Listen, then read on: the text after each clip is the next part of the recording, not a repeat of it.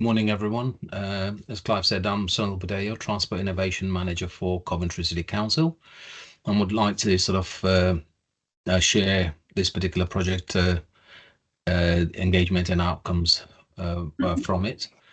It's been a very good consortium to deliver this project, Drone Ready Cities. And what we wanted to try and share today with you is where our journey really started and what we needed to sort of where we've got to so far. So if we can go to the next slide. Thanks. As I say, our journey started 5 years ago when we were the world's first city to demonstrate a vertiport in the centre of Coventry to try and understand what the infrastructure requirements would be, how it would integrate with other modes of transport. Is it a viable proposition? Bearing in mind, we as a city council did not have a clue about drones or urban air mobility, but that gave us a sort of stepping stone into the world of urban air mobility and what the infrastructure would look like or what was required. So even though we are a few years away from the flying taxis, so to speak, or passenger carrying drones, we now are in the understanding sector of what drones and the drone capability for our sort of local authorities and the local industries can be of use. Start, please, Clive.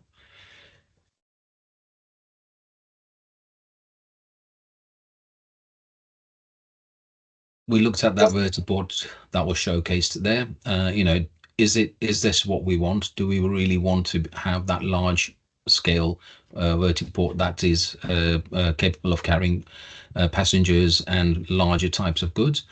We think not yet, because we can actually look at, if you keep clicking, Clive, it will take you to the next stage, where we can look at a container type of an equipment as a vertiport that is shown here, which allows for drones to be sort of become a takeoff landing point, because that's the regulations that you need somewhere to for the drones to take off and land.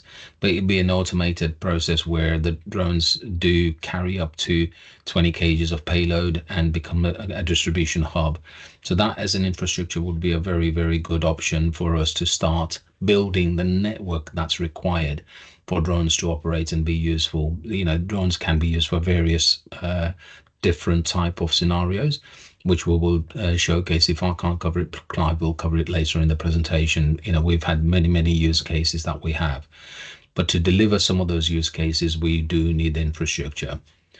These are the potential use cases that we can actually we have demonstrated some, and some we need to work with. We have a very active drone operated partner with Infinity Skyfarer, who are our drone operators delivering some of those sort of missions that we wanted to try out. For example, it's useful for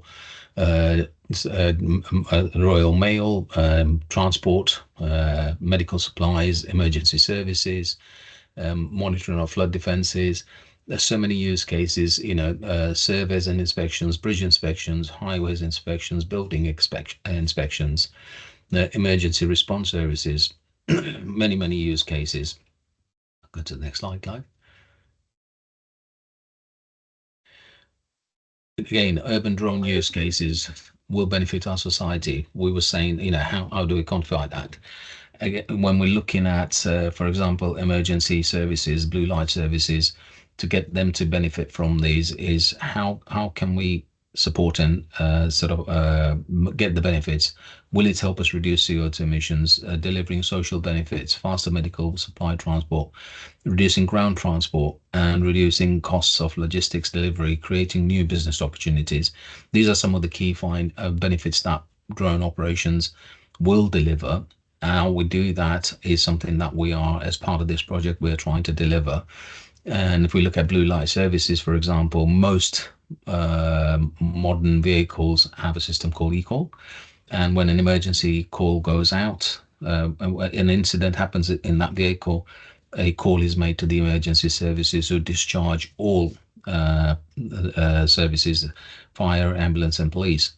what we're saying is, instead, if we're able to discharge a drone, the drone can do a triage service, stream those images live to from the incident to the relevant parties, and the decisions made before anyone is actually discharged to attend the site. It also gives us the benefit that if the incident is a major incident, then the vehicles preparing to attend that will have the opportunity to get themselves prepared. Uh, Reduction in ground transport. Do we engage with the delivery services, the likes of Amazon? And if I can take 15 vehicles off delivering parcels to a housing estate where we have a vertiport, and the distribution hub becomes there. So various different opportunities. It creates jobs as well. Next slide, please, slide. Some of these use cases that we're going to go through now, and we started using the DRC, bless you, DRC project. We were able to demonstrate how it's useful. This is the CBS Arena in Coventry, where major events are held, as well as the regular football matches. We have a major issue on a main corridor coming from the motorway, and the A444 goes into the city past this particular location. The issue became, when we had to close the road for safety reasons, but what we didn't have is the bird's eye view of what impact the closure was having in the surrounding areas. So when we put a drone out there as one of the first trials, when we were able to stream these images live to our control room in the CBS Arena, where they're managing the traffic, so it gave us the opportunity to understand, and this is the reason we had to close the road. You can see we would have never got this image had it not been for a drone, because with a PTZ camera or a pan tilt zoom camera at ground level, you're only able to see one approach. This gives the bird's eye view and understanding, and giving us that safety case of a reason for closing the road was purely because of that reason. Slide, please, slide. And when we look at the impact it's having, at ground level, you can only see one approach at a time, and this way you can actually have a better way of managing the traffic when you've got an overall view streaming live. And bearing in mind, what we didn't want to do is congest our skies, so we have collaborated with the emergency services and the police all to attend this particular venue.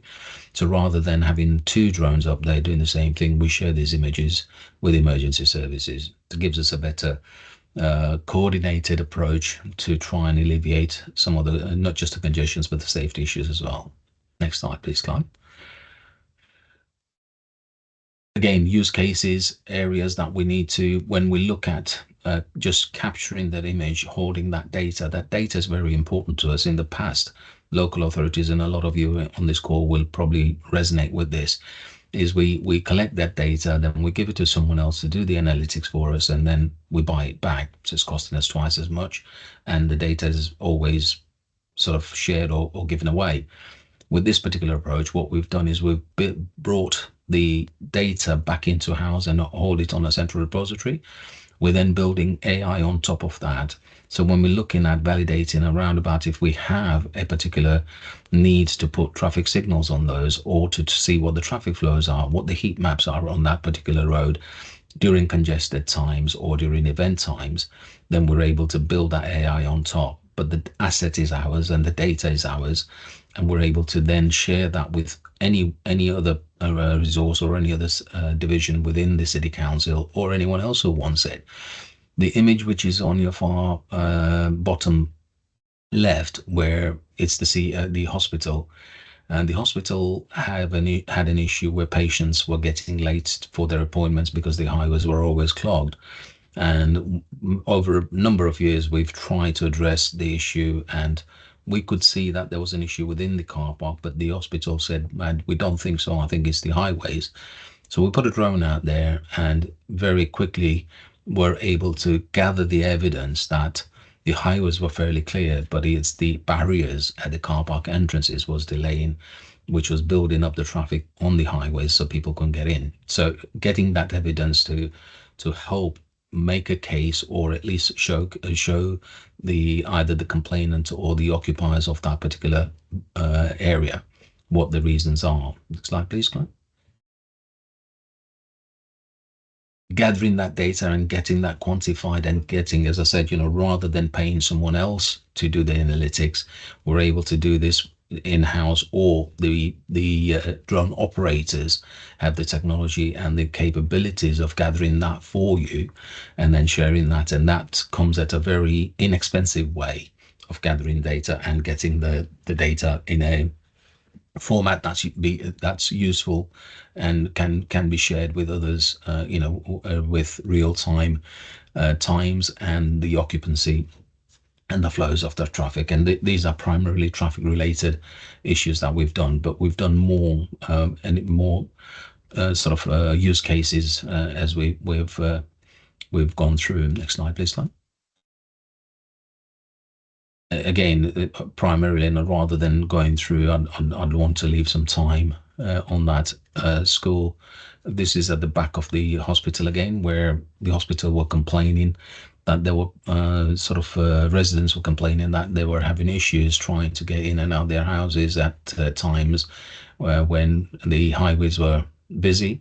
People were using this as a drop-off pickup point, with people literally, as you can see, going towards the hospital, but they were also leaving their cars on residential areas while they were going to the hospital, because it was quicker for them to do that.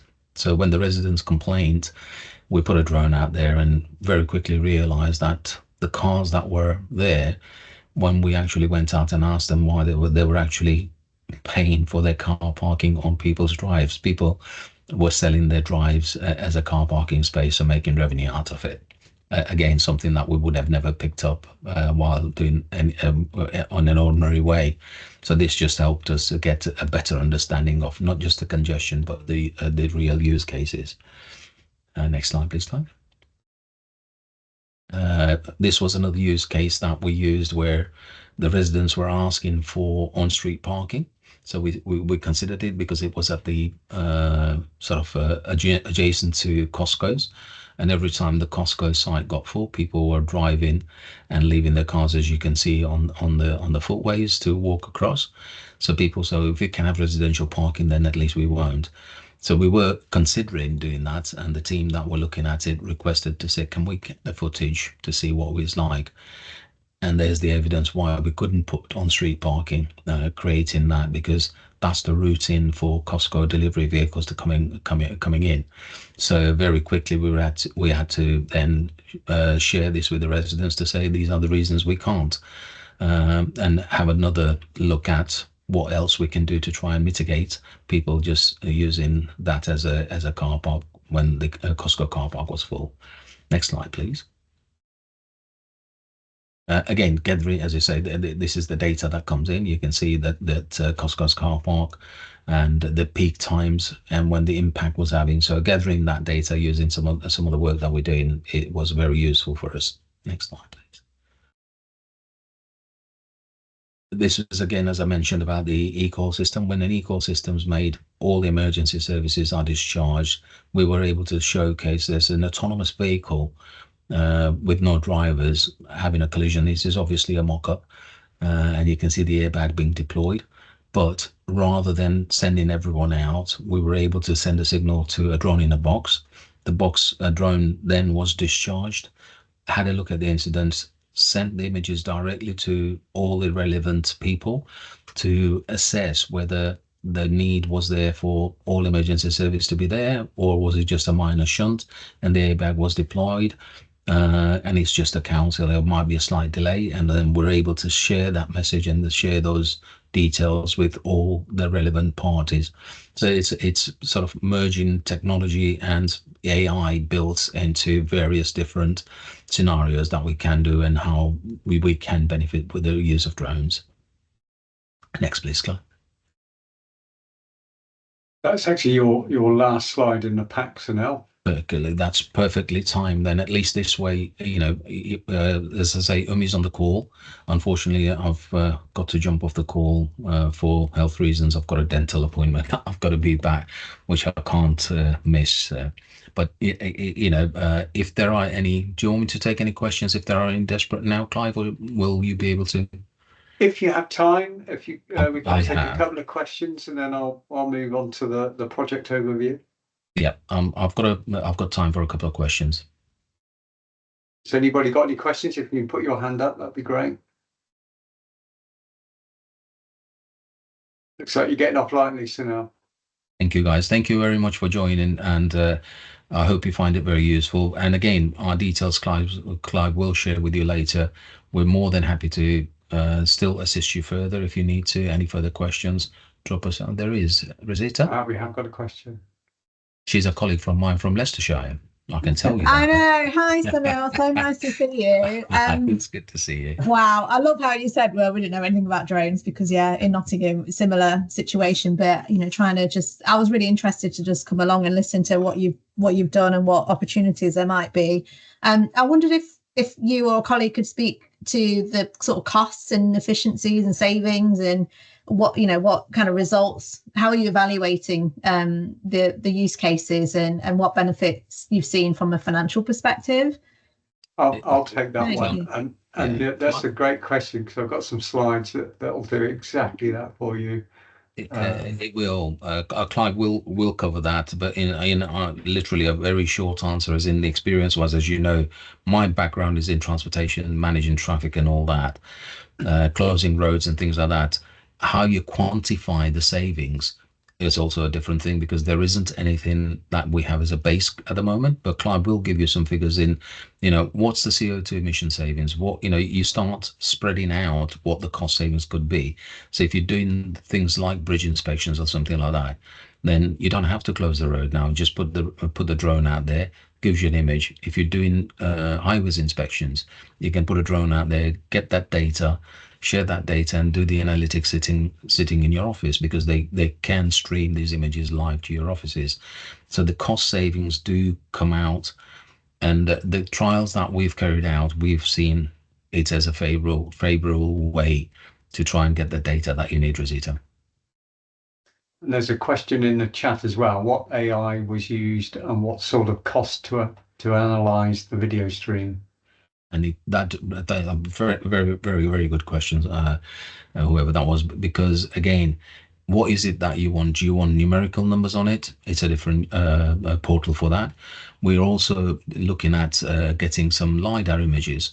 And the camera used for that is a lot more expensive, so the cost goes up. But in comparison, Clive will go through these figures with you later, where we've got some evidence as to what it would have cost to do a normal survey. But it is horses for courses. What data do you want? And we can use different softwares. There's ways that we can actually create JPEG files, or we can create CAD files, however you want it. Whatever data you want, we can build, or the operator can actually cater for that. The way we've done it is we ask the service requester what is it they want, what is it they really want out of that particular mission. So if they say they just want live images to manage traffic, that's what they get. It's a very, very, very inexpensive way of doing that, to the point where the UTC team now actually pay for every match to be covered by a drone. We did the trial. It's now a service that's provided and purchased by the end user. Okay, thanks, Sunil. Brilliant. And good luck at the dentist. Thank you, everyone. Have a good day. Take care now. Bye-bye. So I'll go into a bit of background of the project and share with you some of the findings that we've had, including some of the benefits we've measured from the drone use cases. Just to remind you, I'm Clive Lewis. I'm a technology manager at the Midlands Aerospace Alliance. We're partnered with Coventry City Council on the project. So our ultimate project output that we set out to achieve is a regulatory framework for use by all local authorities across the UK and other stakeholders and end users, so that the real value of drones can be unlocked.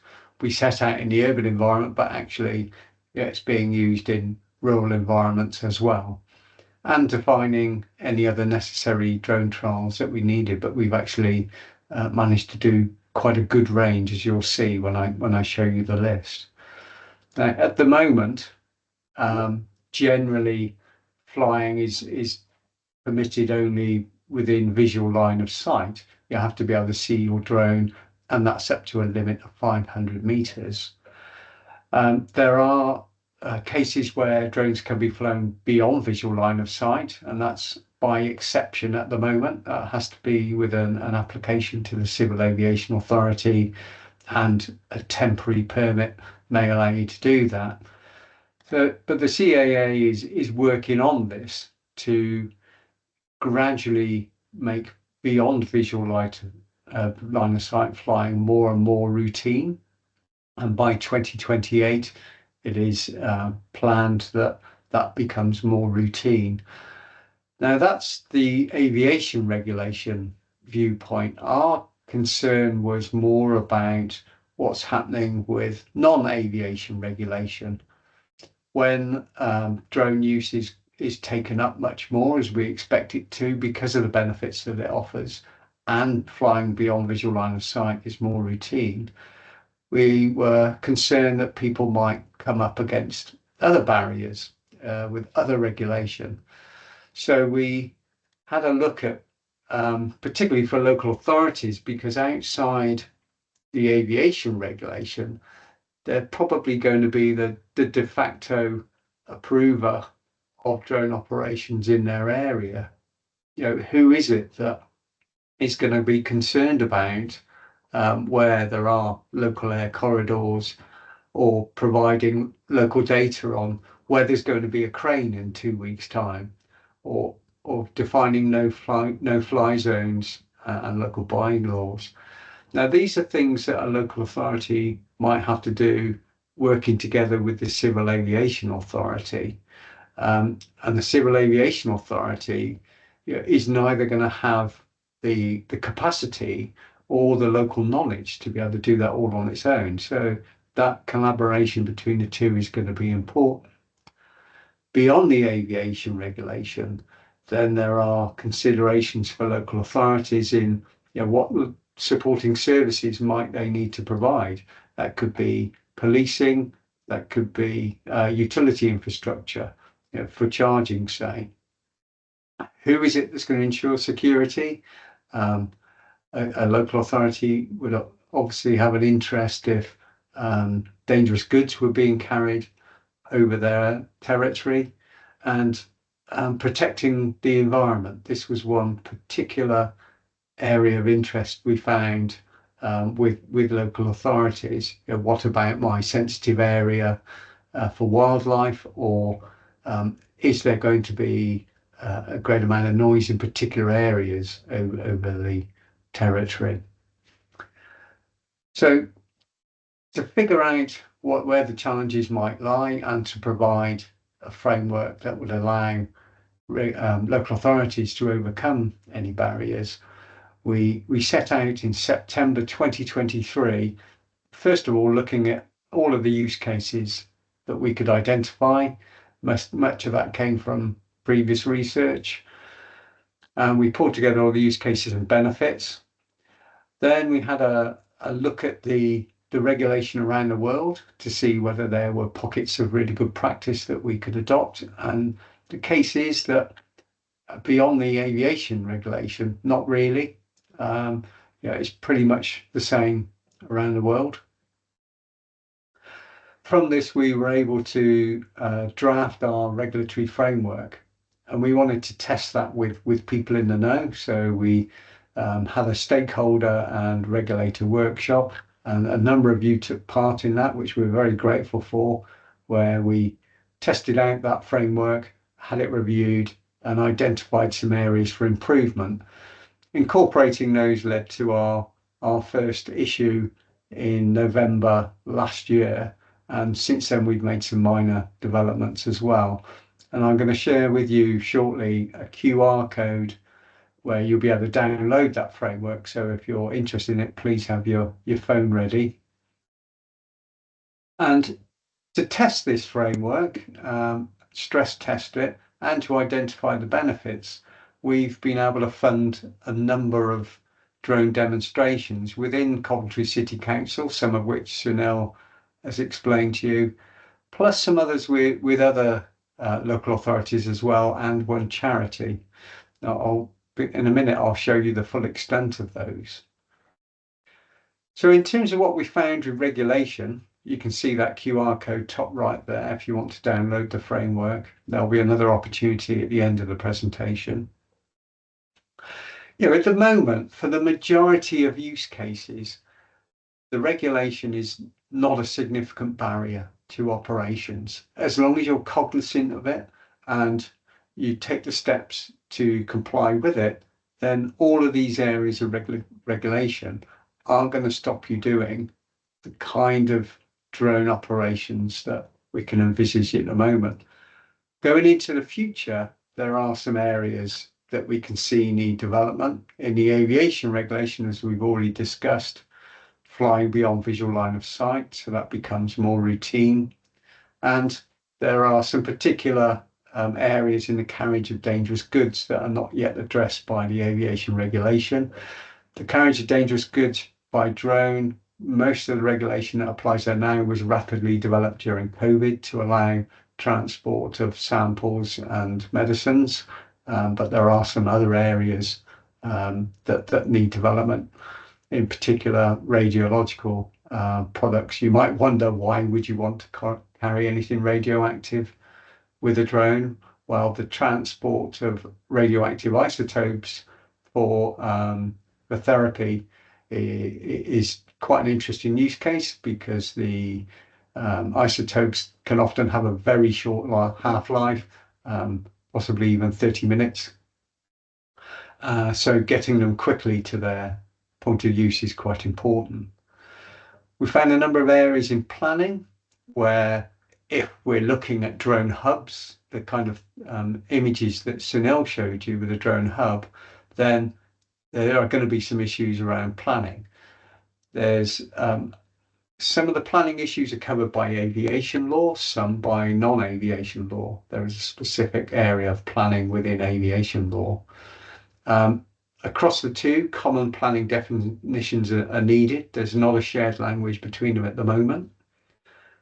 Top-down planning policies need to be developed that roll down from national policy into local strategic plans and then down into actual planning decisions.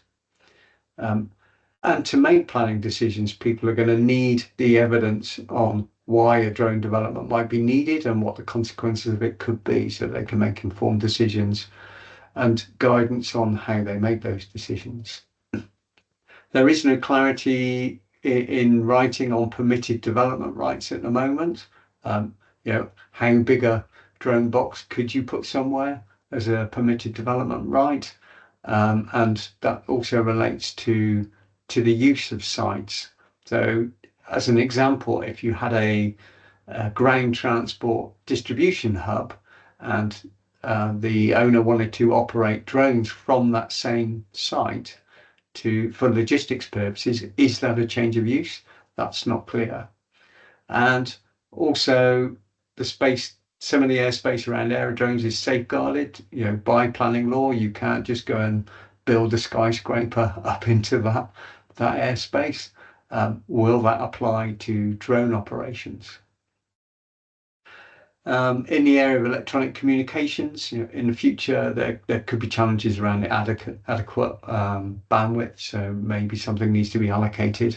I know there are some research projects going on that. And in the environment, much of the protection of the environment comes from aviation law, but at the moment it doesn't fully cover all of the kinds of wildlife area protections that a local authority might wish to have put in place. There's some developments needed there.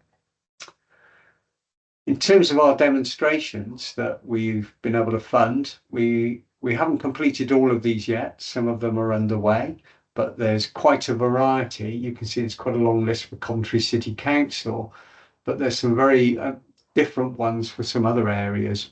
In the last 2 days, one happened at Burnley to address urban fly tipping.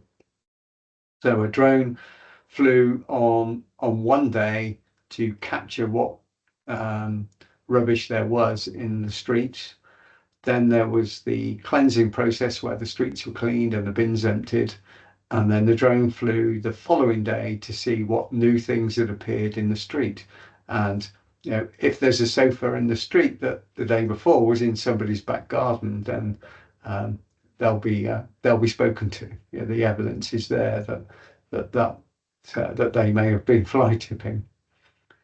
Cornwall County Council is going to have a trial for a planning enforcement where a very difficult owner of property is not allowing access. They believe something has gone on, and this character is actually quite dangerous, criminally dangerous. So they want to use the drone to safely survey that site. Sunil mentioned the Canal and River Trust. They have an embankment on a canal that happens to be in Coventry, actually, which access to is very difficult and it's overgrown. The area was subject to historic mining, so they fear subsidence there. So we're going to perform a LiDAR survey there to actually look at the condition of that bank and how susceptible it might be. One interesting one in Somerset is a woodland survey. They're responsible for producing the management plan for this piece of woodland, but it's so dense they can't physically get into it and see what's inside it. So the drone survey will allow them to identify the different tree types that are there and the condition of them. So for these use cases, we're capturing the benefits, and it's important to assess those against what the traditional method might be. So the first thing we're capturing is the purpose. What was it for? Was it a maintenance inspection? And what's the problem that the drone is being used to overcome? So maybe it's access at height or just getting access at all in that woodland case. What would be the alternative, the traditional method without a drone? What was the value of the labour saved over using the drone instead of the traditional method? And what was the value and the nature of any avoided direct costs like access equipment, scaffolding, and cherry pickers? Were there any effectiveness gains? In some of the use cases that I'm going to share with you, there weren't massive financial benefits, but they've allowed things to happen that wouldn't have been able to happen without the drone. So they're effectiveness gains. One that's particularly important is hours of working at height or any kind of risk avoided. Last year, there were 50 deaths at work of falling as a result of falling from height. So it's a very significant benefit that drones can deliver. And so that we can work out how the benefit is annually, we're asking what's the frequency of the task. So now I'm going to show you just a few of the ones we've actually collected the data for so far. So Sunil mentioned the games at Coventry City ground, where you can see the top right picture, the pedestrians that were spilling across the A444 made it unsafe. So the road was closed. So the purpose was to monitor the egress of those pedestrians and make sure it was safe. But the challenge was that there weren't sufficient fixed cameras in place that would allow that to be done, and putting them in place can be expensive. I've been told, putting in a fixed camera can cost up to 60k. And also they wanted to monitor what the impact of the road closure was in the surrounding area. So we captured live video stream that was streamed to the Country City Centre control centre, and the bottom right picture is showing traffic queues that have resulted from that closure, but the council is now able to manage those, and if there are more serious incidents, then the police can be involved. So the benefits that are being realised over a year with the 23 home games that Country City has is nearly £40,000 saving in the staff that would have had to do the same work, plus a better understanding of the traffic flow. But there was also an event where an unauthorised vehicle entered the closed area, and because that was picked up on the drone camera, the appropriate response was dispatched.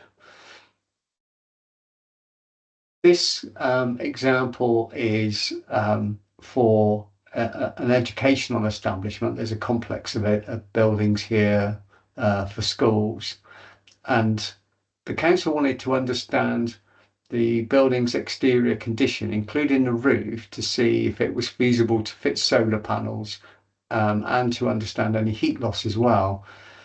The challenge was the access to height, and it would have been very expensive to put the equipment in place and to get to all of the areas. Even with access equipment, it'd be very hard to get to all of the roof, and it would have involved people working at height. So drones were used to capture a dimensional model, that's what you can see in that picture there, and a thermal image, thermal images at night using the drone. Across a number of these assets that the council has, if they were to do the same thing on all of those at the rate that they have to make these inspections, then it's estimated that they'd be saving something like £120,000 to £200,000 a year in staff costs, and 60 to 100k in the equipment hire. But really importantly, 1,200 to 2,000 hours working at height avoided. And when these surveys was done, no roads or buildings had to be closed to do the surveys, which they would with the traditional methods. So in this particular use case, you can see the benefits are absolutely enormous. And the last one I want to share with you is a survey of a traffic queue length. So in the picture, there's a T-junction in the top right of it, and at peak time, a queue forms in the road that's coming down the picture towards us. That queue is obviously dynamic and varies in length on the amount of traffic, and it was difficult to capture that from the ground and to assess how many vehicles were in it and the flow of the vehicles. So a drone was used to capture video footage of that queue forming and the flow through it. So we were able to do the video capture and the count. The savings for this aren't as massive as some of the others, but still significant. £2,500 saved in staff costs, and it avoided the installation of some temporary video equipment to capture that. But as a side benefit, they also noticed some other congestion issues and some rat running. Now, the real concern that the council has is that their development plans for this junction are going to get objections, so they need to have this evidence ready to be able to deal with that. So those are all the use cases that I wanted to share with you. And again, there's that QR code if you want to download the regulatory framework, and there's our contact details as well if you want to get in touch. Now I'd like to throw it open to the floor for questions. If you do have a question, please put your hand up or put it in the chat.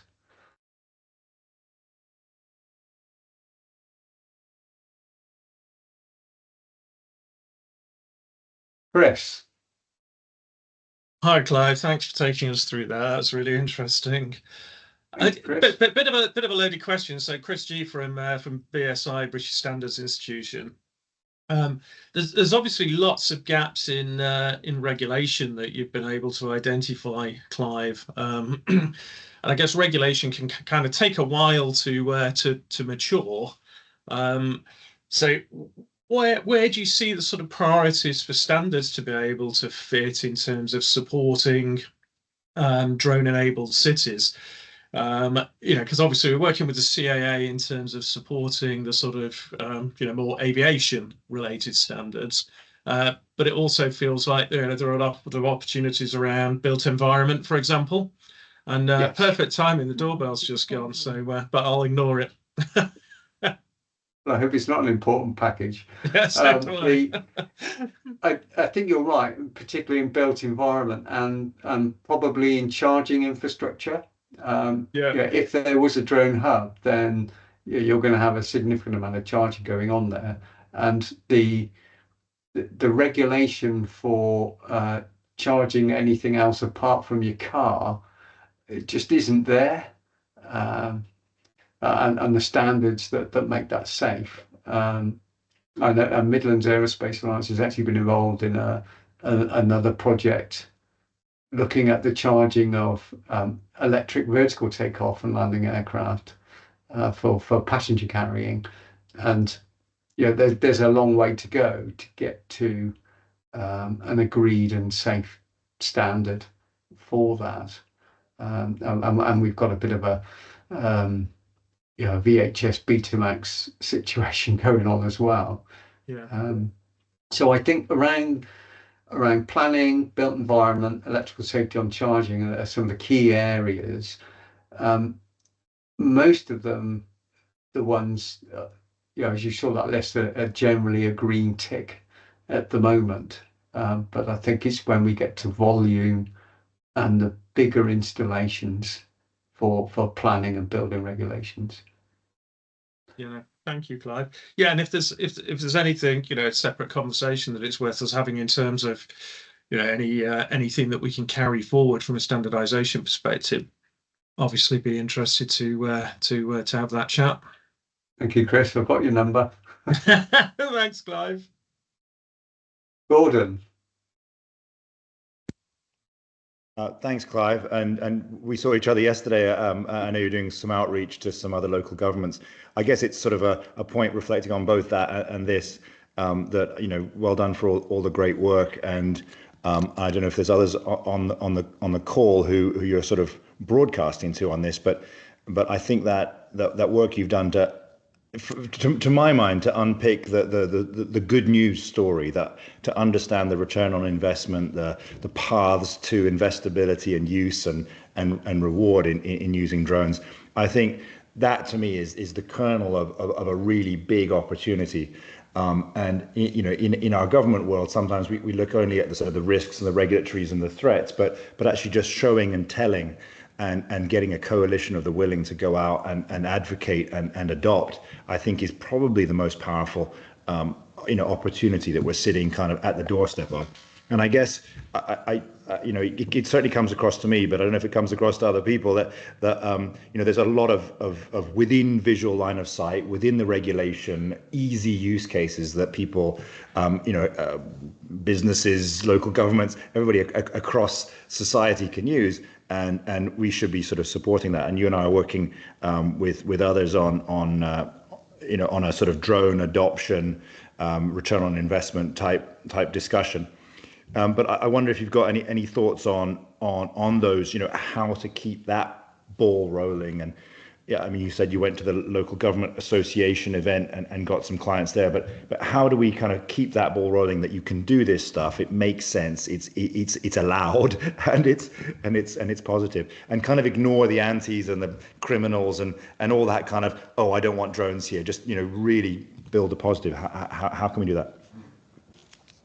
Absolutely. It's a communication piece in one part, to get this message out there, and communication to local authorities and end user, and as a potential to the license or de facto licensor, it is a big task and a challenging one. They're not easy to reach, and we've had a number of false starts in that, but we've found some methods that have been effective. You mentioned the local government association conference there, which we found extraordinarily effective, and I think it's about that sort of, looking at this as a marketing project, and communications, to get over the benefits. And that, I don't think it's just about the benefits. I think there's also a certain amount of concern that, and fear about the regulation, but helping people to overcome that by saying, look, these things have happened, they can happen within the regulation, and we can give you some support to help you through it with some guidance, maybe some policy guidelines on how people can actually get these things put in place. So I think it's a mixture of that communications and the support, and not just to local authorities, but to other important end user groups. At the event that we were at yesterday, we saw that National Health Service and educational establishments had a great end user cases. And working on another project, the encounter had with NHS, various elements of NHS on that project, I was probably caught, I was blindsided by how anti-drone use they were, and other forms of advanced air mobility. They weren't actually aware of what could be done. I had one person in the NHS telling me, well, you can't carry blood with a drone. Well, actually you can, it's already happening. And getting absolute static from an air ambulance operator that could halve its operational costs by using eVTOL. So that there was a staggering benefit that they just dismissed, out of hand. So I think there's a journey to be had, and there's a breadth of audience there that goes from not in my backyard to absolutely let's bring it on. And I think there needs to be recognition that not all people are in the same place, and they need different communications.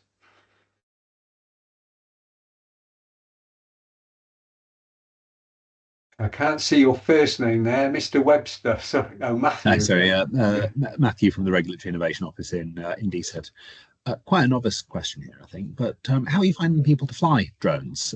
Is there kind of a lot of training, and is there a license that people need? And is it something that somebody has to be like a full-time drone pilot and that's their only specialty? Or can they do it alongside lots of other things? And are people enthusiastic to do it? Yes, there are plenty of people who are enthusiastic to fly drones, who really do get a buzz out of it. Yes, they do need to be licensed and trained, absolutely.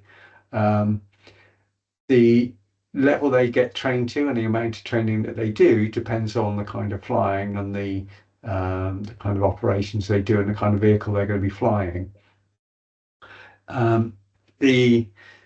It is possible that people do it part-time, and that does happen within some organizations. They'll buy their own drone and train their own people, and they'll do ad hoc operations. They don't have to do it. It doesn't have to be their full-time day job, as long as they stay qualified and up to date with the regulations. In this project, and with Coventry City Council, the view was that the air vehicles developed so rapidly, changed so rapidly, that we felt it was best to outsource, so that the best vehicle and the latest vehicle for the job was always available. And also, they'd invested in that capability of training, and they'd already overcome many of the aviation and the non-aviation regulatory barriers that we'd already come across. They'd already dealt with them. So outsourcing seemed the best way to go there. So in the chat, so Rosita, if you wanted to start on this journey, what would be the key things to put in place or consider? I'd say firstly, why is it? Be clear why you might want to use drone. What is it that you think you're going to use it for, and that is the problem being addressed with it? is kind of going through those questions in the assessment. Get the regulatory framework, download it and go through it, and you'll see that everything in there can be overcome, and you'll find probably for most operations a lot of the areas actually don't apply. They're not too bad.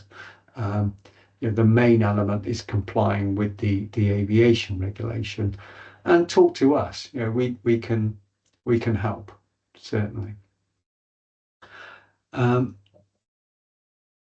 So Gordon's asked if anyone on the call is interested in joining an informal network to understand and support drone adoption, then do reach out to myself or to Gordon. Gordon's put his email in the chat if you're not looking at it now, and you've got my details in front of you. Please do reach out. We'd be very keen to talk to you.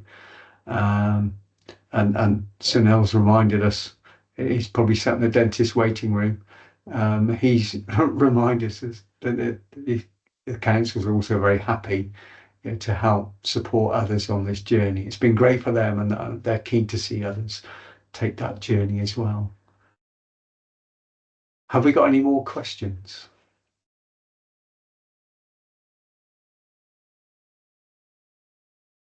Okay, I'd just like to say, thank you to Umi for supporting from the council side, and Sunil for presenting as well. And thank you to all of you that have joined. We've got a mixture of industry stakeholders and those in the local authorities and end user community. So it's really good to have you all here. And just to reiterate, you can do a lot with a drone already within the current regulation. There is going to be some development in that's needed. If you do want to start on your journey, or you're on it and you've run into a challenge, please do get in touch. Be very keen to hear from you. One more, we've got, Gordon asked if there's... Sorry, Clive, I just put that in there was an adoption uptake toolkit that we developed last year with a Juno, a consultancy that gives some insights to those, what are the problems, what are the integration challenges, but it was very medical specific, but I think it has quite a lot of kind of broader issues. Also, ARPAS UK are the main member, drone support body, and they love to help people on that journey too. Yeah. Thank you, Gordon. Thank you, everybody, and enjoy the rest of your day. Thank you, Clive. Thank you all. Thank you.